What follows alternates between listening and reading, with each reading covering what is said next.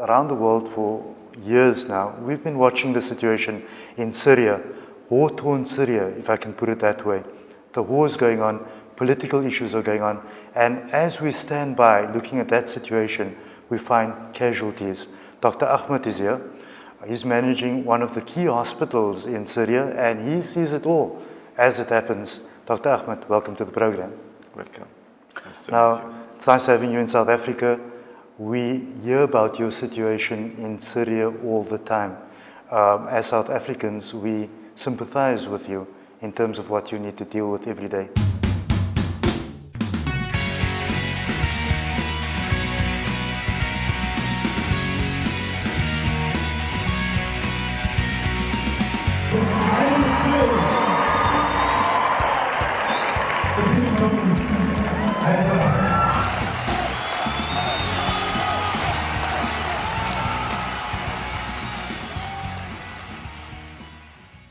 Tell us a bit about the situation in Syria before we talk about your hospital. Yeah, at the beginning, I want to thank South African community, and I want to thank Gift of the Givers for helping Syria. We can summarize the situation in Syria, inside Syria, shelling and bombing, displacement, starvation, death, no school, no education, and severe blockades for some places inside Syria. This war is starting since about more than 2 years. At the beginning of the revolution, when the people say and wanted to achieve their human rights in democracy and in justice, that is peacefully, without any weapons, then the reply was to using the weapons against them by Assad regime. Yeah, then the war starting. Now what's happened in Syria, and every day the situation be more wars and more wars. So it's getting worse every day? Every day. It's changing to worst. More wars and more wars. For example, now in the liberated and freedom places in North Syria, there is a few of hospitals, a few of schools, and a lot of refugees, and every day we had, for example, I want to talk about healthcare. Every day we received more than 350 patients, more than 50% of casualty because of bombing and shelling. And you know that also the different patients coming from distant places because there is no hospitals. A lot of hospitals destroyed by bombing and shelling. And there is no safety place inside Syria. And it's very, very dangerous to come into regime area to hospitals because maybe the patient will be arrested.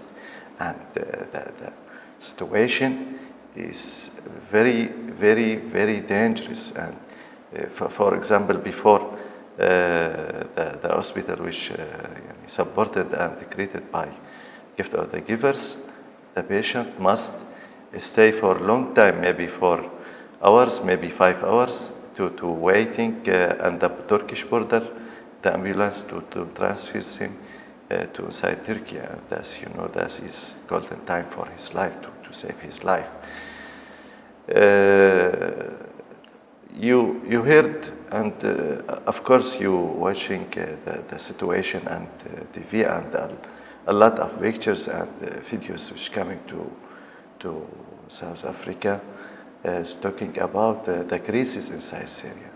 Doctor, you describing to us the situation that you're in.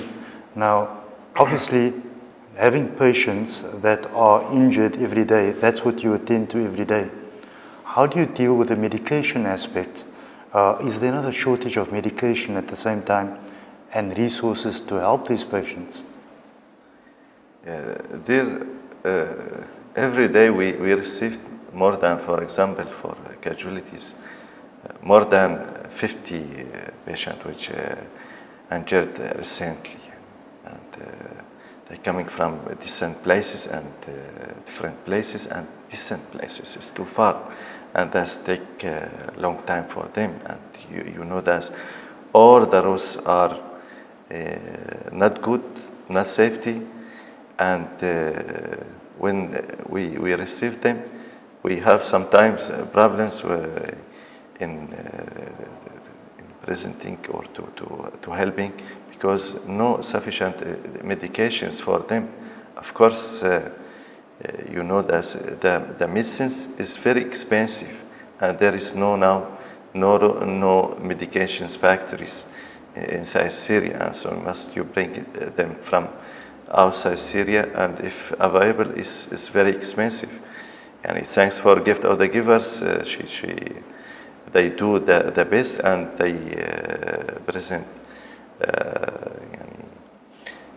good and great work inside Syria to save a lot of people. And percent about 10,000 people have good medical service, and they treat inside hospital, and everything is free. You know, that's no economic life, no work, no money, no medication, nothing. And also a lot of people lost their houses, not just lost their works and business. So that is very difficult. You know, Was this Dr. Imtiaz Suleiman's plan to put up the hospital for Gift of the Givers? Dr. Suleiman, I met with him on November 2012 in the Turkish border when he visited us and visit the camps in Atma and visit the destroyed village. And he was very frightened, and he was very saddened with the situation. He was crying when he and met with babies and children who had lost his lambs and lost their parents and lost their houses, and they say inside camps.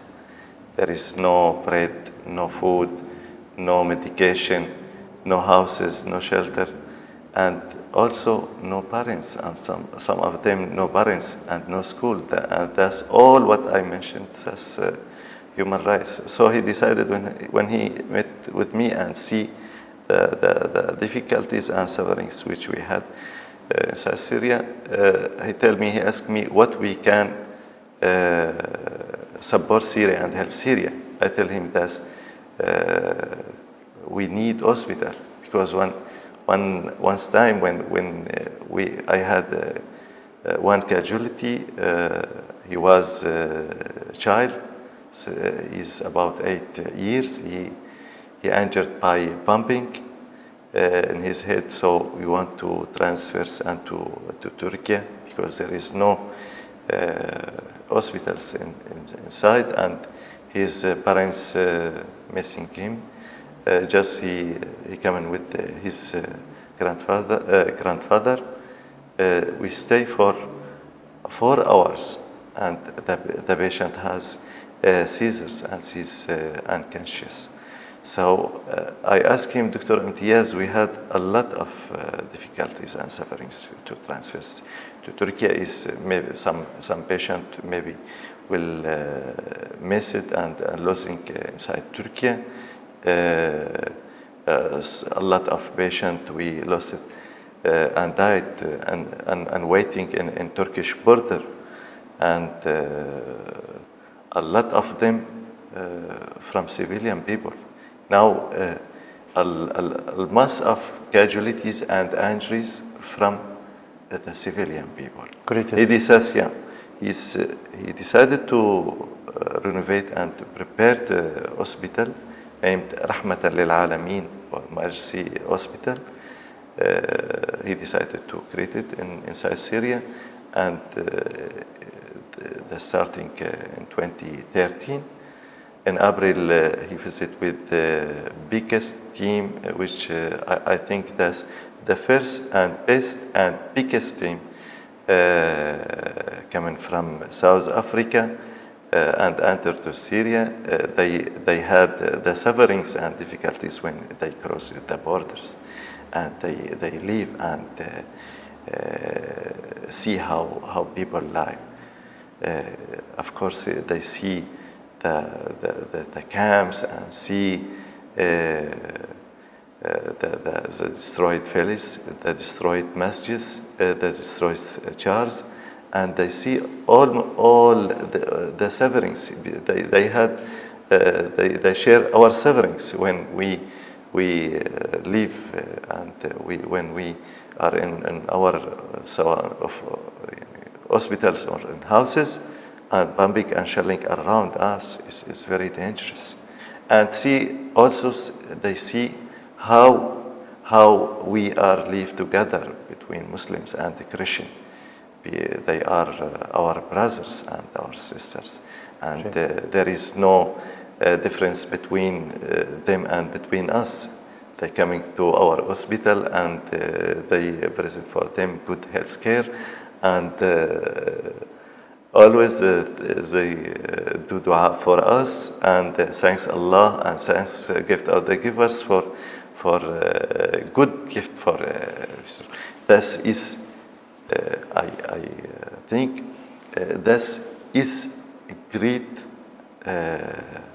and good message which they sending by gift of the givers and by from South African people to Syrian people. To Syrian Yes. people. The situation, the situation in the north of Syria is very bad. But the situation in the south of Syria is the worst. It's terrifying. It's terrible.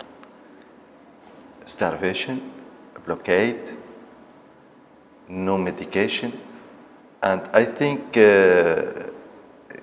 in the whole world, no one died because of hunger. Do you think that's just in only one camp, in Yarmouk camp, in Damascus, South Damascus, which surrounded by and blockaded by Assad regime, more than 2 years, there is no food for babies. A lot of babies died because of hunger. That's a big problem. This starvation is different weapon. I think is kill slowly. That is more more dangerous to using the other weapons. That's what I want to say, and also I want to concentrate on the other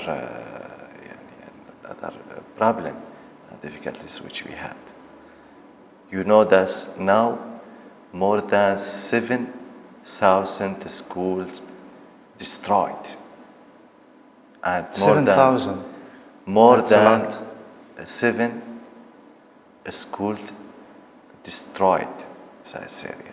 That means more than 2 million of children will be Without education. without any education, and that's, if we leave it, I think maybe in next years there is a lot of generation will be, if we don't care with education, they will be converted into criminals as criminals.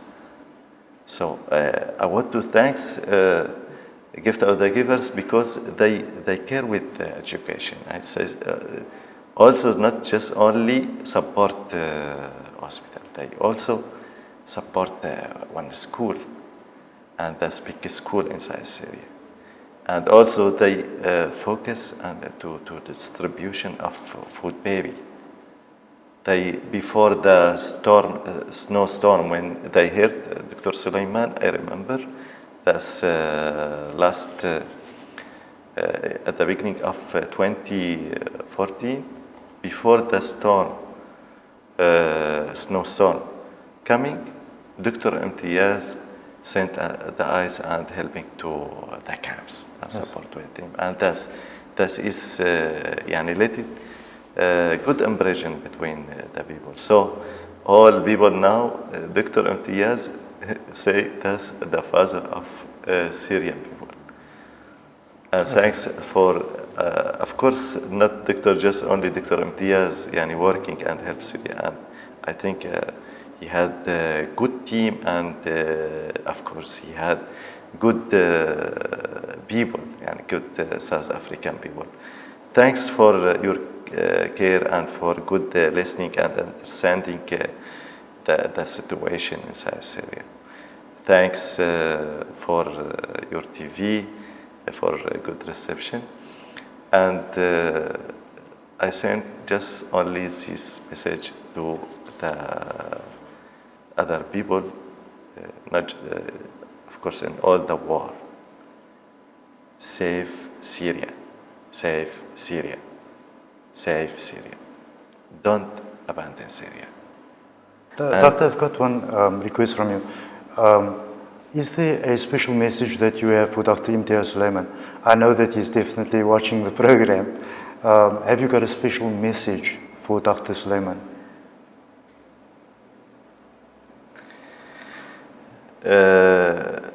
Dr. Suleiman, I consider him, he is the father of orphan Syria. Dr. Imtiaz, he is kind and gentleman, and also I think he is one of South African people, and I consider also the South African people like him. They sent good message, humanitarian message for Syrian people: peace, justice, love, and mercy for all Syria.